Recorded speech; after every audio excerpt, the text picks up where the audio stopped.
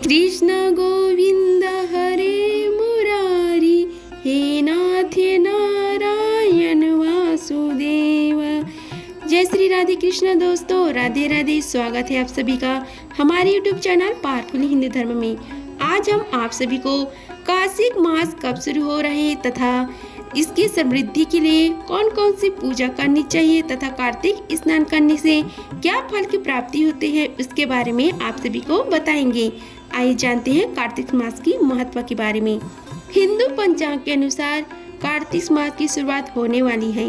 इसी महीने भगवान विष्णु लंबे समय की विश्राम के बाद जागते हैं, इसलिए कार्तिक मास को धार्मिक दृष्टि से अत्यंत महत्वपूर्ण माना जाता है।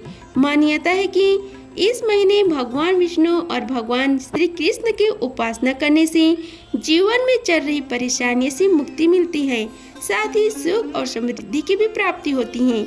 आइए जानते हैं कार्तिक मास कब से शुरू हो रहा है और इस महीने की नियम क्या है।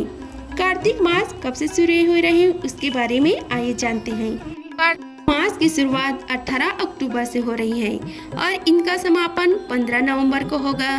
इस महीने प्रतिदिन सुबह उठकर पवित्र नदी में स्नान करना चाहिए। यह महीना कार्तिक स्नान के लिए भी महत्वपूर्ण है। इस महीने में ब्रह्म मुहूर्त में उठकर नदी में स्नान किया जाता है। कार्तिक महीना स्नान के लिए भी महत्वपूर्ण माना गया है। मान्यता है कि इस महीने में पवित्र नदी में स्नान करने से अपार पुण्य की प्राप्ति होती है। इसके साथ ही भजन कीर्तन, दीपदान और तुलसी के पौधे की पूजा करना भी शुभ माना जाता है।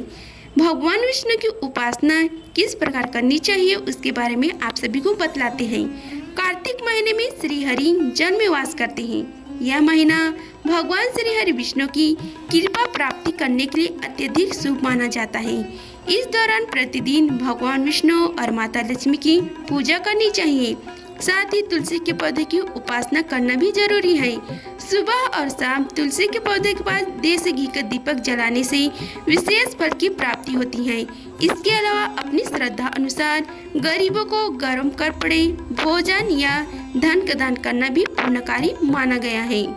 कार्तिक महीना का व्रत और नियम के बारे में आप सभी को बतलाते हैं।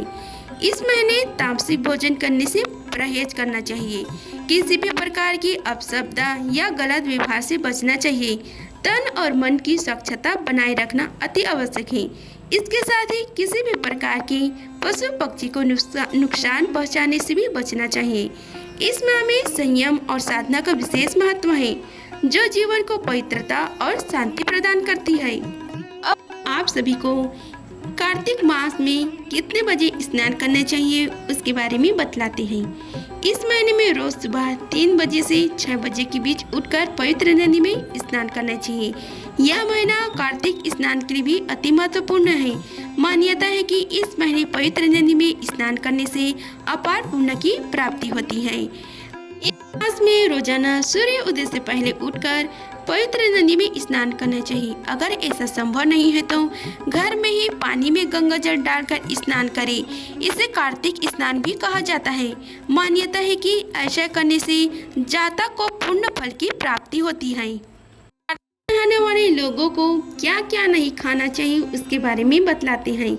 कार्तिक महीने में उड़द, मूंग, मसूर, चना, मटर, राई खाना भी वर्जित बताया गया है। कार्तिक मास की पवित्र महीने में मांसाहार का सेवन नहीं करना चाहिए। माना जाता है कि कार्तिक के महीने में भगवान विष्णु जल में निवास करते हैं। ऐसे में भूलकर भी मछली या फिर अन्य प्रकार की तामसिक चीजें का सेवन करने से बचना चाहिए। कार्तिक स्नान हिंदुओं के लिए एक महत्वपूर्ण अनुष्ठान है, जो हिंदू कैलेंडर में कार्तिक के चंद्र महीने में पूर्णिमा तिथि पर मनाया जाता है, जिसे कार्तिक पूर्णिमा के रूप में माना जाता है। अंग्रेजी कैलेंडर का पालन करने वाले के लिए यह तिथि अक्टूबर से नवंबर के महीने के दौरान आती है। कार्तिक महीना हिंदू कैलेंडर का 8वां चंद्र महीना है और इसे बहुत ही शुभ माना जाता है। इस महीने की पवित्रता का उल्लेख कई हिंदू धर्म ग्रंथ में मिलता है। कार्तिक महीना का समय तिथि है। कार्तिक पूर्णिमा की तिथि 16 अक्टूबर 8:41 से आरंभ होगी और 17 अक्टूबर 4:56 पर समाप्त होगी। हिंदू पौराणिक कथा के अनुसार ऐसा माना जाता है कि कार्तिक महीना के दौरान भगवान विष्णु ने वेदों को पुनः स्थापित करने के लिए मत्स्य मछली के रूप में अवतार लिया था।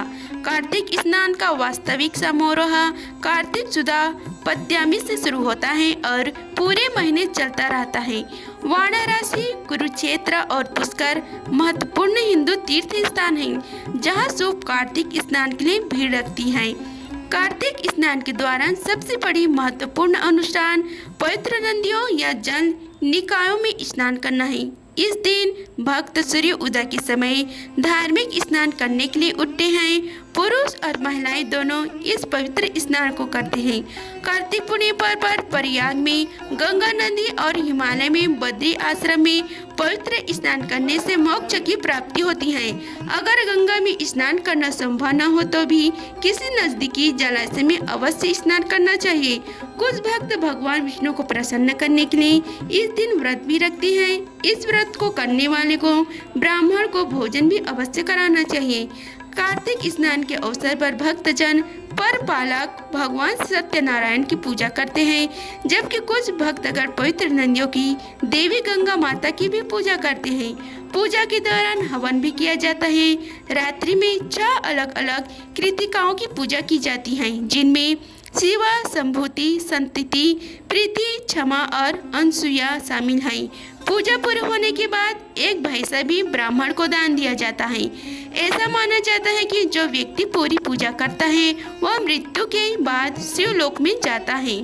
कार्तिक स्नान पर दीपदान करना बहुत पुण्यदायी है।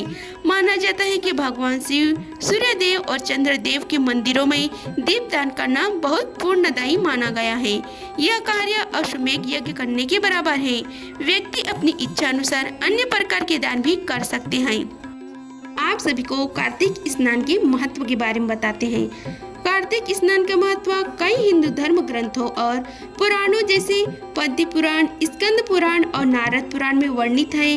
भगवान कृष्ण ने स्वयं अपनी पत्नी सत्यभामा को कार्तिक स्नान की महिमा और अनुष्ठानों के बारे में बताया था।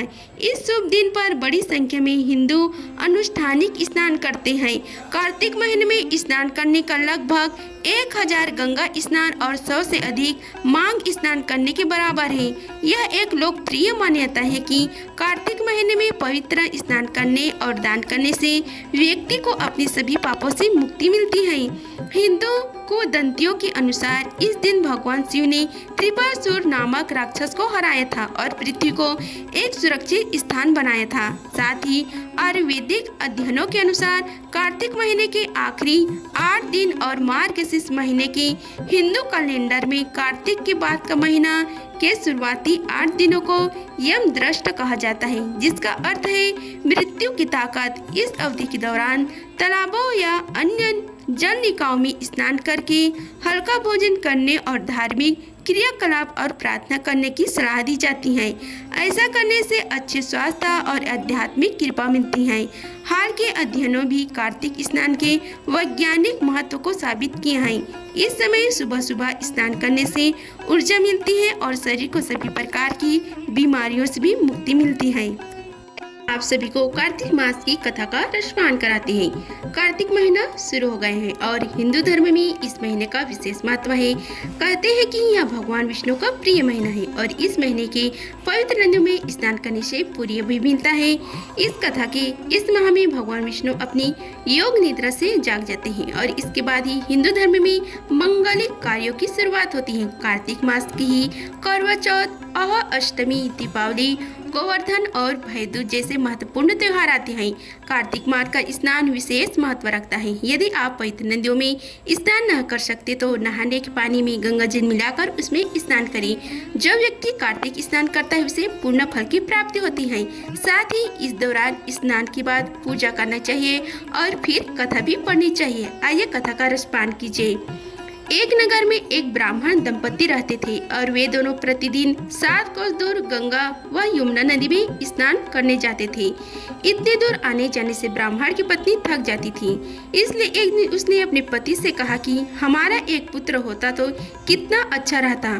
पुत्र की बहू आते तो हमें घर वापस आने पर खाना बना हुआ मिलता और बहू घर का काम भी कर देती। अपनी पत्नी की बात सुनकर ब्राह्मण ने कहा कि तू सही कह रही है, चल मैं तेरे लिए बहू ला ही देता हूँ। ब्राह्मण ने कहा कि एक पोटली में आटा डालकर कुछ मोहरे रख दे। ब्राह्मण की कहा अनुसार उसने पोटली बांधकर दे दी। पोटली लेकर ब्राह्मण चला गया। ब्राह्मण को सफर के दौरान यमुना के किनारे बहुत ही सुंदर लड़की दिखाई दी। वे रेत में घर बनाकर खेल रही थी। उनमें से एक लड़की ने कहा कि मैं अपना घर नहीं बिगाड़ूंगी, मुझे तो रहने के लिए एक घर चाहिए। लड़की की बात सुनकर ब्राह्मण मन ही मन सोचने लगा कि बहू बनाने के लिए यही लड़की उचित है। जब वह लड़की जाने लगी तो ब्राह्मण देवता ने भी उसके पीछे पीछे उसके घर तक पहुंच गया और वहां जाकर ब्राह्मण ने उस लड़की से कहा, बेटा कार्तिक मास चल रहे हैं, इसलिए मैं किसी के घर का खाना नहीं खाता। मैं अपने साथ आटा लेकर आया हूँ। तुम अपनी माता से पूछो को क्या वह मेरे लिए आटा छानकर 4 रोटी बना देगी। यदि वह मेरा आटा छानकर रोटी बनाएगी तो ही मैं रोटी खाऊंगा। लड़की ने जाकर अपनी माँ को यह सारी बातें बताई। माँ ने कहा, ठीक है, जाओ ब्राह्मण से कह दो कि वह अपना आटा दे दे, मैं रोटी बना दूंगी। जब वह आटा छानने लगी तो आटे में से मोहरे निकली और वह सोचने लगी कि जिसके आटे में इतनी मोहरे हैं उसके घर में कितने मोहरे होंगे। जब ब्राह्मण खाना खाने बैठे तो लड़की की माँ ने उस ब्राह्मण से पूछा, क्या आपकी कोई लड़का है और क्या आप उस लड़के की सगाई करने जा रहे हो। यह सुनकर ब्राह्मण देव ने कहा कि मेरा एक लड़का तो काशी में पढ़ने गया हुआ है, लेकिन यदि तुम कहो तो खाट कटोरी से विवाह करके तुम्हारी बेटी को अपने साथ ले जाऊं। लड़की की माँ ने कहा, ठीक है। इस पर लड़की की माँ ने लड़के की खाट कटोरी से शादी करके उसे ब्राह्मण के साथ भेज दिया। ब्राह्मण ने घर आकर कहा, रामू की माँ दरवाजा खोलकर देख, मैं तेरे लिए बहू लेकर आया हूँ। ब्राह्मण की पत्नी भीतर से ही बोली, हमारे तो कोई बेटा नहीं है तो बहू कहाँ से आई। दुनिया ताने मारती है, अब आप भी मारने लगे। ब्राह्मण ने कहा, तू दरवाजा खोल कर तो देख। जब ब्राह्मण की पत्नी ने दरवाजा खोला तो देखा कि सामने बहू खड़ी है। उसने बहू का स्वागत किया और आधा सत्कार से अंदर ले गई। अब जब ब्राह्मण अपनी पत्नी के साथ नदी स्नान करने जाता तो पीछे से बहू घर का सारा काम करके और खाना बनाकर रखती थी।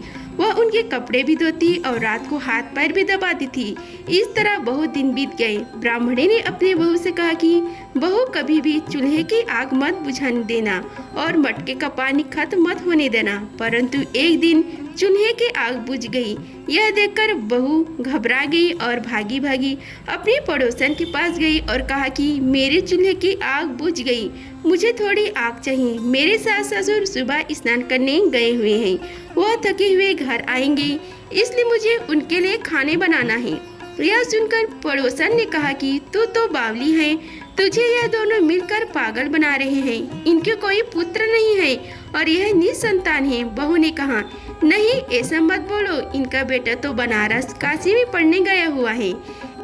पड़ोसन ने कहा कि यह तुझे झूठ बोलकर लाए हैं, मेरी बात सच मान, इनके कोई बेटे नहीं है। अब बहू पड़ोसन की बातें में आ गई और कहने लगी कि अब आप ही बताओ मैं क्या करूं। पड़ोसन ने कहा कि करना क्या है, जब तुम्हारे सास ससुर आए तो जली हुई रोटी बनाकर देना और बिना नमक की दाल बनाकर देना।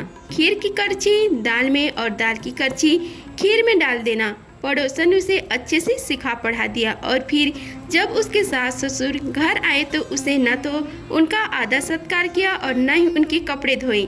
जब उसने सास ससुर को खाना दिया तो सासू बोली, बहू आज यह रोटी जली हुई क्यों है और दाल भी अच्छी नहीं है। तब बहू ने पलट कर कहा कि एक दिन ऐसा खाना खा लोगे तो कुछ बिगड़ नहीं जाएगा तुम्हारा।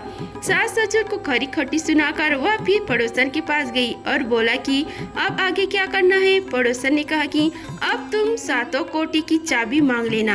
अगले दिन जब भी स्नान करने के लिए जाने लगी तो बहू अड़ गई कि मुझे तो सातों कोठी की चाबी चाहिए। तब ससुर ने कहा कि इसे चाबी दे दो और सास ने बहू को चाबी दे दी। सास ससुर के जाने के बाद जब बहू ने दरवाजा खोले तो देखा कि किसी भी अन्न में भरा है, किसी में धन भरा है, किसी कोटे में बर्तन पड़े हैं। जब उसने सबसे ऊपर का सातवां कोड़ा खोला देखा कि पार्वती माता, गणेश जी, लक्ष्मी माता जी, पीपल, पथवरी, कार्तिक के ठाकुर, रई, दामोदर, तुलसी जी का बिड़वा, गंगा यमुना और 33 कोटि देवी देवता विराजमान है। वहीं पर एक लड़का चंदन की चौकी पर बैठा माला जप रहा है।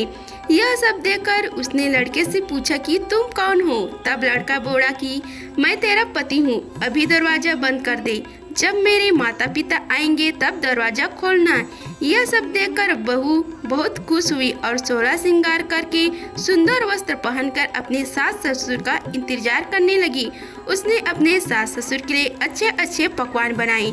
जब उसके सास ससुर घर आए तो उसने उनका आधा सत्कार किया और प्रेम पूर्वक खाना खिलाए और हाथ पैर दबाने लगी। पैर दबाते दबाते बहू ने कहा कि माँ, आप इतने दूर गंगा यमुना स्नान करने के लिए जाती हो तो आप थक जाती हो, इसलिए आप घर पर ही स्नान क्यों नहीं करती हो? यह सुनकर सास कहने लगी कि बेटी, गंगा यमुना घर पर तो नहीं बहती। जब उसने कहा कि हाँ माँ जी, बहती हैं, चलो मैं आपको दिखाती हूँ। जब बहू ने सातवां कोटा खोल कर दिखाया तो उसमें शिव जी, पार्वती जी, गणेश जी, लक्ष्मी जी, पीपल, पथवरी, कार्तिक के ठकुराई, रई, दामोदर, तुलसी जी का बिड़वा, गंगा यमुना बह रही है और 33 कोटि देवी देवता विराजमान है। वहीं चौकी पर बैठा एक लड़का माला जप रहा है। माँ ने उसे देखकर कहा कि बेटा तू कौन है? लड़का बोला, माँ मैं तेरा बेटा हूँ। तब ब्राह्मणी ने पूछा कि तू कहाँ से आया है? लड़का ने जवाब दिया कि मुझे कार्तिकेय ने भेजा है। माँ ने कहा, बेटा यह संसार कैसा मानेगा कि तू मेरा बेटा है? माँ ने कुछ विद्वान पंडितों से मदद मांगी। पंडित ने कहा कि इस पार बहू बेटा खड़े हो जाए और उस पार माँ खड़ी हो जाए। माँ ने चमड़े की अंगियां पहनी हो और छाती में दूध की धार निकालकर बेटे की दाढ़ी मूछ भीगे और पवन पानी से गठ जोड़ा बांधे, तब मानेगी कि यह इस माँ की बेटा है। उसने ऐसे ही किया। चमड़े की अंगियां पट गई और छाती में दूध की धार निकालकर बेटे की दाढ़ी मूछी भीग गई। पवन पानी से बहू बेटे का गठ जोड़ बांध गया और सब देखकर ब्राह्मण और उसकी पत्नी की खुशी का ठिकाना न रहा। जैसे ब्राह्मण और ब्राह्मणी को बहू बेटा दिया वैसे ही सबको देना। कहते हैं कि इस कथा को पढ़ने से मनुष्य की सभी मनोकामनाएं पूर्ण होती हैं। अगर आप सभी को हमारी वीडियो अच्छी लगी होगी तो वीडियो को लाइक कीजिए, चैनल को सब्सक्राइब कीजिए और कमेंट बॉक्स में ओम नमो भगवते वासुदेवाय लिखें। धन्यवाद। मिलते हैं अगले वीडियो में, तब तक के लिए जय श्री राधे कृष्णा।